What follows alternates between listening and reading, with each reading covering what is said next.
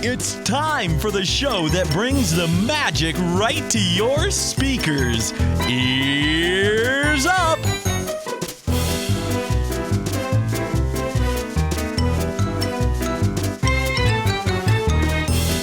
Hey everybody, welcome to the show. We're here in the studio for you. We got a really good show for you today. It's based on some listener feedback, which I always like. I love hearing that. I love having people be into what we're doing and wanting to know our opinions on stuff. Yeah, I like not having to work. Thank you for doing our work for us. Pretty much, yeah. Yeah, I appreciate that. And we'll read that piece of feedback here in a second. But anyway, welcome to the show. Today's show is all about the Disney Research. I don't know if it's the Disney Research Institute. It sounds like a place where they learned about the first lobotomy. You know what I mean? I think it's just DisneyResearch.com, but yeah, it but sounds better with Institute in it. Let's call it the Disney Research Institute. Why not? Disney Research University. It's not like we've ever gotten those things correct anyway. The Institute of University. But it's pretty cool, and we've reported on some of the news there before, whatever they're doing over there at the Disney Research Institute of America, and it's pretty cool. But today's feedback was all about like, hey, why don't you guys try to make a ride out of what they're doing over there? And so we said, let's do that. Let's see if we can actually make this happen. So we're going to figure it out. I think we did a pretty good job. I think I did a great job, personally. But we'll see if everybody else did a good job. And to judge, we have our friend Matt Staley back on the show. Mm-hmm. He's the figure finisher we spoke with, I think, 6-8 months ago or something. Yeah, just about, yeah. Good friend of the show. Because I wanted to get someone at Disney here to just to judge it based on a couple of God, I'm blanking. Requirements or whatever. Usability, installability, I guess. I don't know. Just all around feasibility of the idea. So we'll get on Matt in a second here, but before we start, please go over to iTunes, rate us on iTunes. We're also on TuneIn, Stitcher, all that kind of stuff. We're all over social media. I think we're doing pretty good on like our Facebook page, Terrence. I know you and I have been talking about that for a while. We're getting some good likes on there. It's not bad. We're not doing too bad, dude. Yeah, not too shabby. What are we at right now? 906. Oh, we were at 907 yesterday, so I'm kidding. That does happen. That does happen. Wow, that's more than I thought. Yeah. Nice job, us. So maybe we'll be at 1,000. That'll be good. 1,000 by the 100th. Sorry. There we go. Something to shoot for. That's right. We're on Twitter, Instagram, Pinterest, all those places. You can send feedback on the show to Taryn at earsup-podcast.com. Any compliments goes to Terrence at earsup-podcast.com. You can say hi to Bev at earsup-podcast.com. And anything else comes to me, I'm Jason. Beverly is not here today. She's sick. And as much as I hate recording without a full staff, essentially, we're already kind of behind a show. And if we didn't record this show, we'd be behind like 2 weeks. And, that's not fair to everybody listening to the show. So, Bev, I'm sorry. It's weird. It's like back to like the old shows. The old shows, but yes. Those shows weren't as good. Yeah, so are you saying that she is she the X Factor to the show? She might be. I don't know. It depends on how this one goes. Let's call her. Call her. See what she's doing right now. $20 says that she's on the couch. Oh my gosh. Eating bonbons. Yes. My concern is how she's going to answer. If she will even answer, because who dis? Because nobody knows this phone number. That's true. Hello, this is Beverly. Hi, can I speak to Beverly, please? This is Beverly. Hi, yeah, I would like to sell you some insurance, some internet insurance. It's in case your internet ever goes down, then you can get free money. What do you want? Hi, Beverly. Aww. You can't curse or anything and speak in your sailor's tone because we're on the air. Hold on a minute.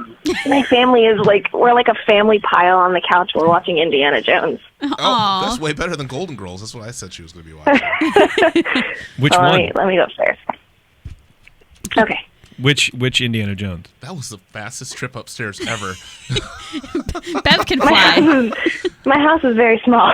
Sure. Upstairs, she means off the porch. Pretty much. Which Indiana Jones are you watching? The first one, the good one. Raiders of the Lost something or other. Yeah, the Las Vegas Raiders of the Lost last word. Oh, don't bring that up. We were just talking about how you're not here and we don't like it, and I was like, hey, let's call Beverly, and so we did. Just checking in. Okay. Yeah. Yeah, I'm here. So no, I'm not there. No. So you sent over your idea for our Disney Research University Institute of America. I did. And so you will be here in spirit, Beverly. Great. I'm actually really sad I'm not there. I would much rather be there than with your family. than in a pile. She can't win. Well, we're all like really sick, so you sound perfectly healthy to me. I think this is a big fake out, and you're at some barbecue or something. In truthfulness, I feel better today. But yesterday we all had fevers. Abby barfed her face off last night. Wow. It was cool. How does she look now without a face? Is that weird? A little weird, a little pale, a little faceless pasty. child. Well, okay. Thank you, Bev. I hope you recover nicely and nobody else loses a face to vomit. Me too. It was gross. Yeah, sounds like it. Okay. Well, goodbye, Beverly. Okay, bye. Peace. Bye. Whatever. That was fun. Poor girl. I know. right? She sounded actually really sick. Don't forget to check out our blog for whatever we do over on the blog. Don't forget to go to our link and hit the Amazon link and do any shopping on Amazon that you want to do. We get a little cut of the action, and it helps us stay on the air. Helps me get a new mixer board, which I need desperately. So, keep doing that. Of course, go to Coviers, getcoviers.com. Order Coviers. You can be the first person to really light this fire and start, really pushing Coviers for us in the park because you're a nice person. And they're cool, right? They are cool. Maybe. And they make you cool. They do make you cool. But more importantly, support us on Patreon. Go to patreon.com/earsup. Become a supporting member of our lovely family here. You get some really awesome rewards, access to our secret show, some cool drawings from our friend Lulu, who's usually in the chat hanging out. All sorts of fun stuff. So check that out. Our last show, we talked about desperately wanting an archivist.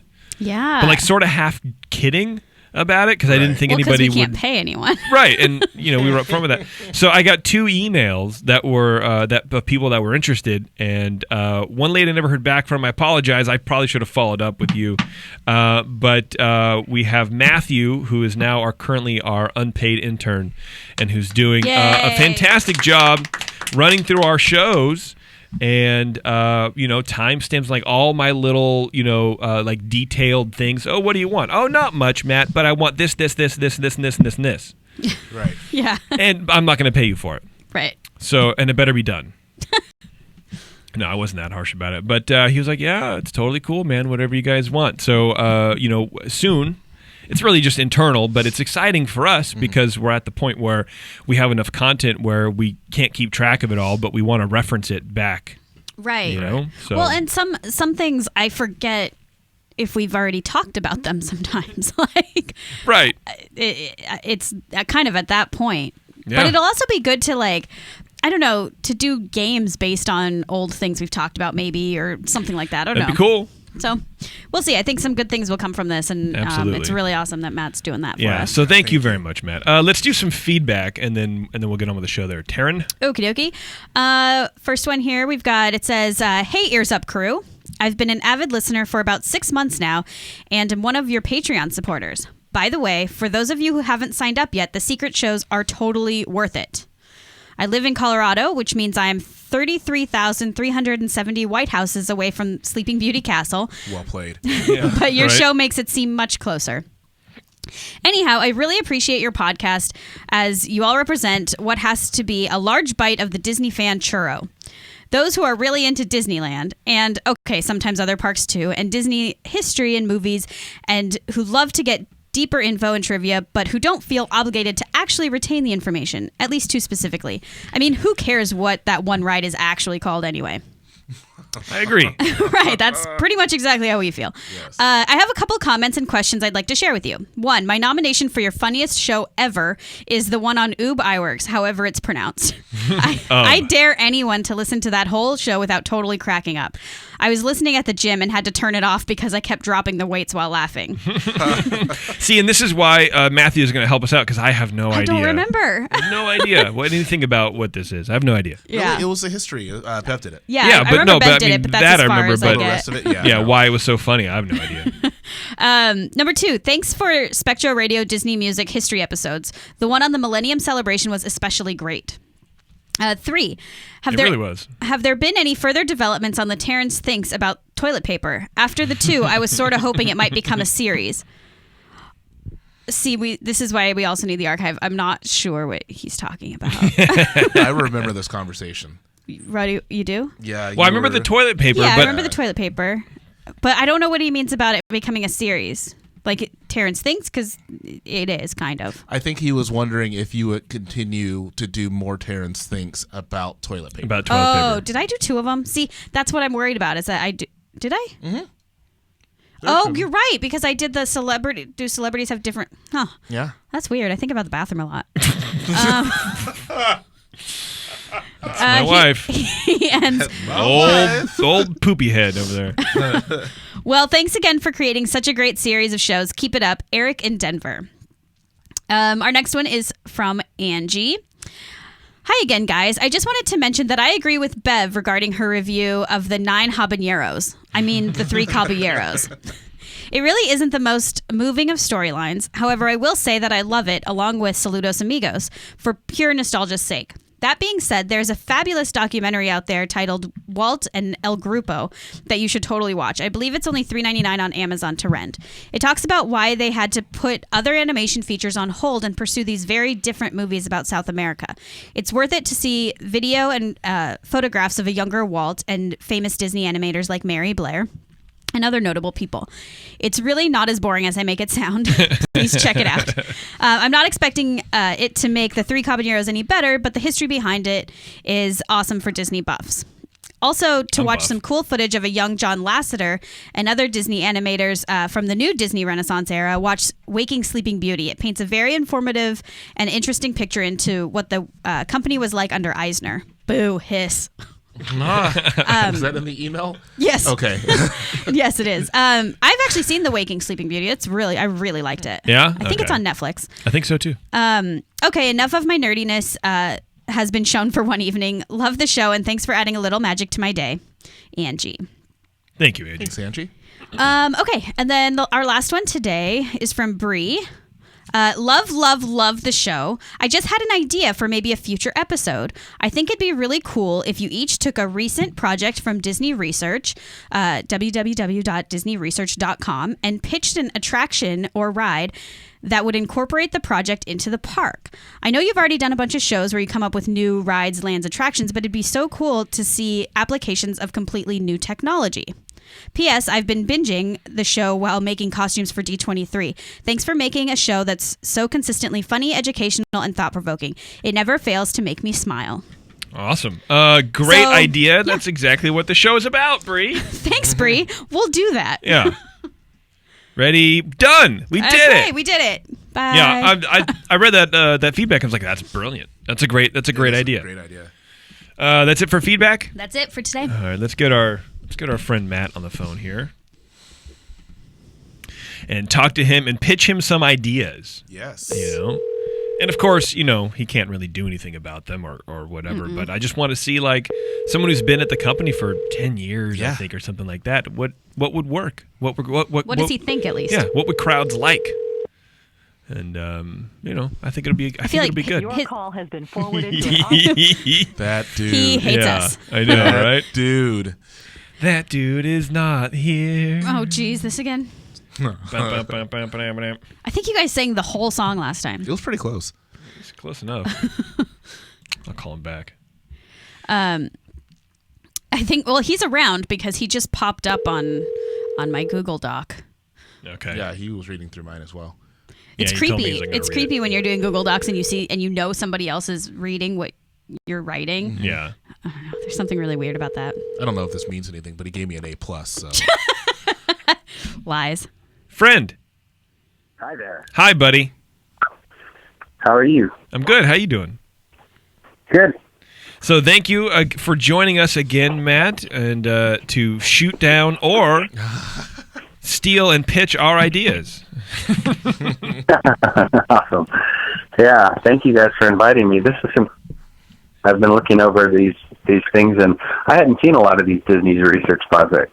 These are really cool. Dude, they're crazy, right? There's a lot of stuff that's like 3D animation and motion capture and like how to better animate hair and facial expressions and stuff like that. It makes me really excited for the next 5 years of movies and video games. It's going to be super hyper-realistic, man. So yeah, basically, we just want your general opinion. I thought about doing like specific, grading categories and stuff like that, but I thought better of it.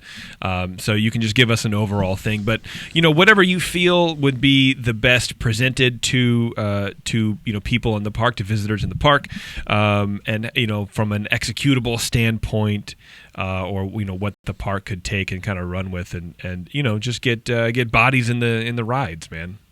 And creativity, of course. All right. Did I lose you, Matt? No, I did. I lost him. Oh, shoot. What is happening? Trying to reconnect. Google Voice, dude. Look at you. It's hard to not have like real things in your life. Like we don't have cable. Right. And we don't have a phone. Is your video paused, homie? Is all your videos paused? I don't know if I can pause mine because I'm the admin. Mine Does is it paused. affect it? Okay. I can pause it, sure. Yeah. Because I think it's just your preview. And I mean, even though we have a pretty decent, sized internet connection, we're paused. I don't know. And mine's wired, so it shouldn't be having this issue. Trying to reconnect. Well, that's just great. Try harder. Yeah, right? Ridiculous. Bummer. Well, I don't want to start without Matsy, but Right. Well, he does might already have to. have them, so he's read through them, so we can at least talk about them, and then it's him texting me right now. Well, that's a bummer, dude. Learn more. No, I don't want to learn more, actually. Fix a problem with Hangouts. All right, well, let me try call him again, so Okay. We'll see what happens.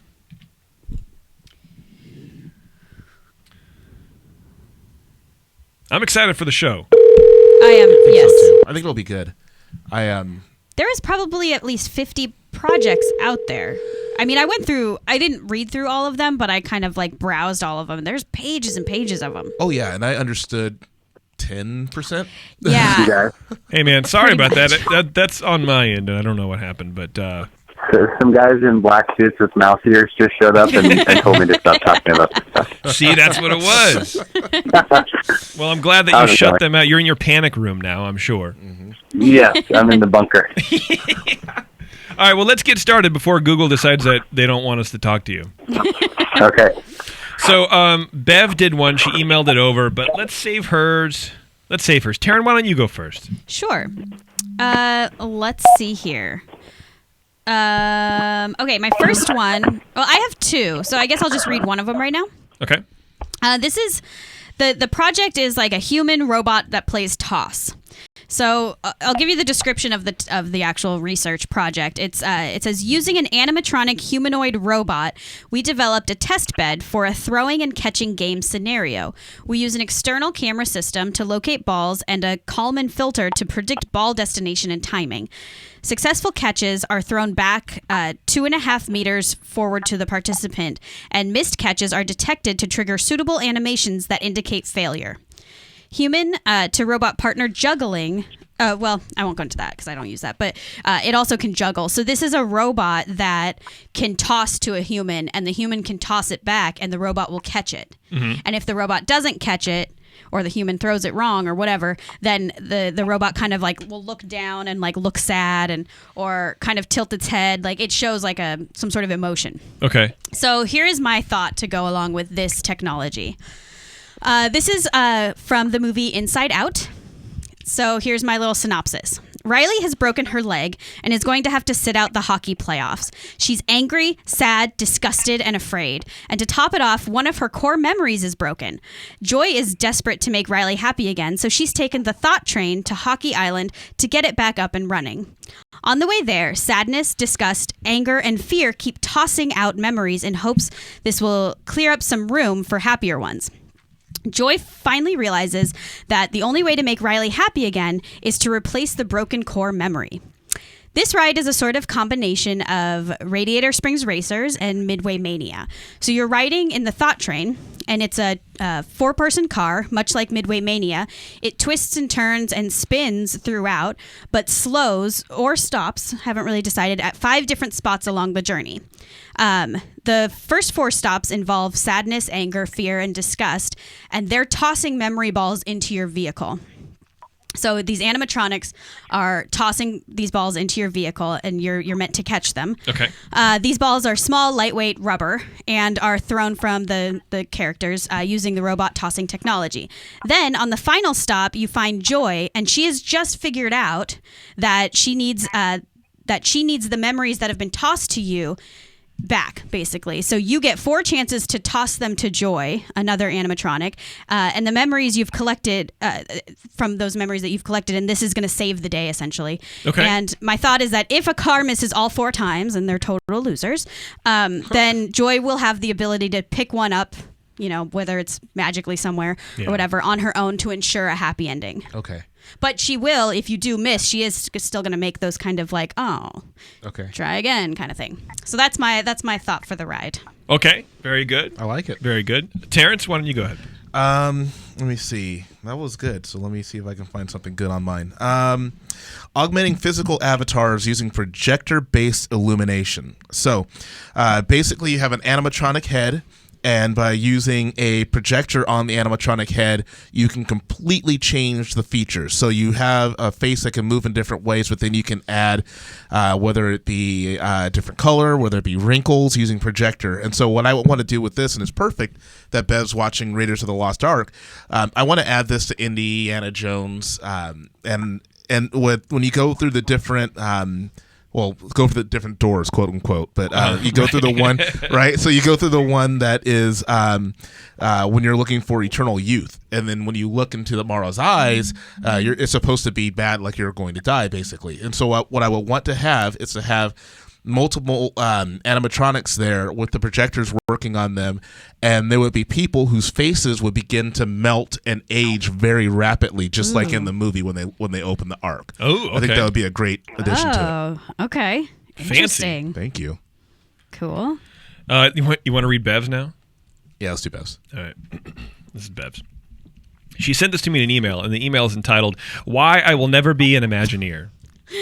Poor Bev. It's called Pixel Bots. She said, I would add this to Hollywoodland, in the building where they also have Turtle Talk with Crush. There will be a circular kiosk somewhere in that giant room with 4 fairly large screens on each side. Each screen will be connected to its own computer so that 4 people could use it at a time. Kids or adults will have the opportunity to create their own animated shorts using the Pixel Bots. There will be preloaded story templates to help the guests, but they will ultimately get to decide which story they want to use, as well as the outcome of the story using a fill-in-the-blank system with option A, B, or C, etc. Once the story template has been completed, the guest can watch the Pixel Bots bring the story to life. When they're done, they will be given the option to have a recording of the Pixel Bot video emailed to them. That's a good idea. That's a good one. What are the Pixel Bots? Did she say? No, but I'm looking at it right now. It's a new kind of display composed of a mobile robot swarm. Each robot acts as an individual pixel and has controllable color. Have you seen Big Hero 6? Yeah. So with the microbots that he has, Yeah. it's like that, where they can form one thing, but each is an individual pixel will have a portion of a picture that all makes sense when they come together. Yeah. Oh, cool. Kind of a thing. That's kind of neat. Mm-hmm. That's a good idea. All right. Now, Matt, I want you to pay close attention because here's mine. This is where I'm starting to come in. Oh, good, because I wasn't listening to you. Good. I appreciate that. I mean, I'm going in. I'm going in right now. I got 2. I'm going to give you the least favorite. It's a combination of two pieces of technology. It's a cross between Turtle Talk with Crush and the Disney Animation Studio. Kids can choose from a set list of pages to color, and using augmented reality, a cast member brings the drawing to life.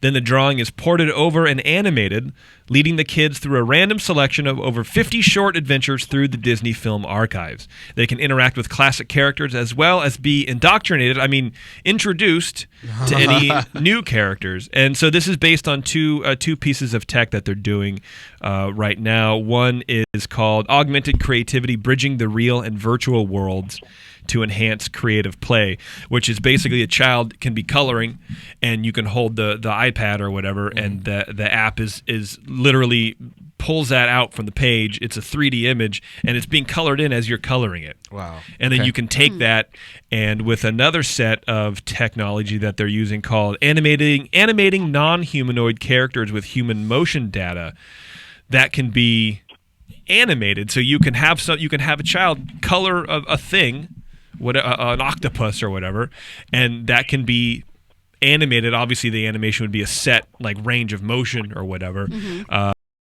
You can have the guest create their own short. Cool. Essentially. All right. Were you sitting down for that, Matt? Because Oh, goodness. I'm still with you. Are you eating? I'm listening impartially. Come on. that's not what I paid you for. Good job, Matt. Do you have another one, Taryn? I do have another one. All right, go for it. This one, the technology is called, or the research project is called Airreel. It's a new, low-cost, highly scalable haptic technology that delivers expressive tactile sensations in midair. Airreel enables users to feel virtual objects, experience dynamically varying textures without requiring the user to wear a physical device. Airreel is designed to use a vortex, a ring of air that can travel large distances while keeping its shape, and while the vortex hits the user's skin, the low-pressure system inside of vortex collapse and imparts a force that the user can feel. So, by the way, that's what these all read. Very clinical. Yes. I had to read it 8 times to even understand what it means. So this is essentially something that's not truly there, right? So my plan with this 8 existing dark rides, so that the rider is able to interact more with the characters. So some do this. Some of my examples include Peter Pan, the mermaids at the end, and then there's all the in the air, twinkling on your arm, like a glitter on the little. You can feel riding backward. Oh, you feel like the water in Wonderland, maybe butterfly. Maybe you can that butterfly. Yeah. Probably you can feel feet. The honey maybe you tattoo. I think really also little yeah. technology where you could have a this air Yeah. thing. It's one of the Very good. That's more.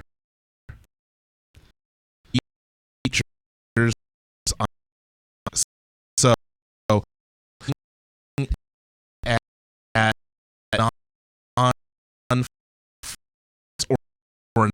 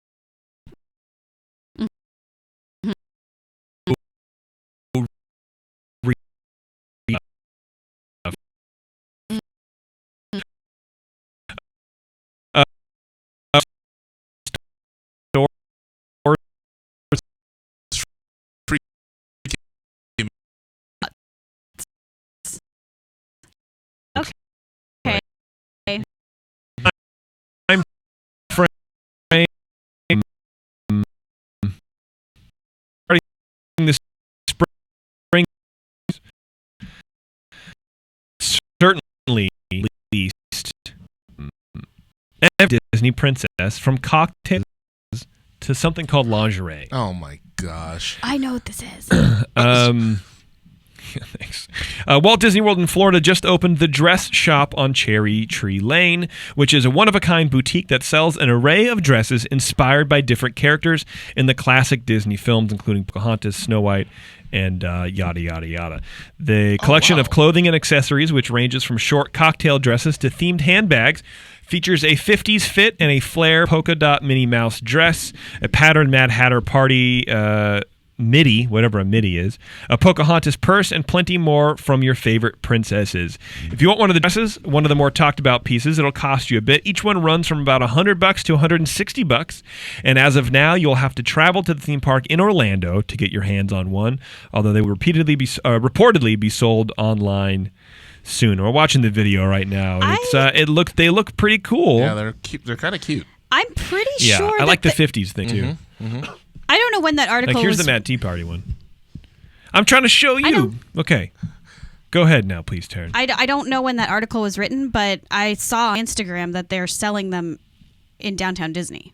Oh, nice. In Anaheim. Like a Haunted Mansion one and a... Haunted Mansion one. I wonder April what it looks 13th like. was posted, so... That's that was weird. cool. The lingerie looks ugly, personally. But the swimwear looks cool. It's interesting. That is neat. Yeah, I don't know. Whatever. And then something called athleisure. It's the stuff that you wear when you want to look like you hike, but you don't. Right. Oh, so everybody at Costco. Yes, basically. It's like velour tracksuits. Wedding gowns. Wow. That's a great idea. Yeah. So overall, pretty crazy stuff, man. All right. Not bad. So get to apparently downtown Disney now. Yeah. And I mean, I could be wrong. I'm almost certain that that's what I saw, though. I was really surprised. I thought it was really cool. Yeah. All right, let's get out of here. We're going to infect the show and then and leave. In DCA, you might have seen the Storyteller's statue depicting Walt and Mickey Mouse standing at the end of Main Street, kind of across the street there from the Carthay Lounge. Well, the inclusion of Mickey Mouse is a little odd because the revamp of Main Street and that statue itself was meant to be set in 1923. The year that Walt came to LA. However, Mickey Mouse wasn't conceived until 1928. Ooh. So he's a little out of place there. He's traveling in time. And I have a feeling someone was like, hey, let's put Mickey in there, and then no one really kind of cared that the timeline didn't match. That's true.